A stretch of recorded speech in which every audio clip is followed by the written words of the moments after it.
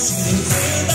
Nem anjos, nem principados, nem coisas do presente, nem tempo vivo, nem poderes, nem alturas, nem profundidade, nem qualquer outra criatura poderá nos separar do amor de Deus que está em Jesus Cristo, nosso Senhor, que está em Jesus Cristo. Nada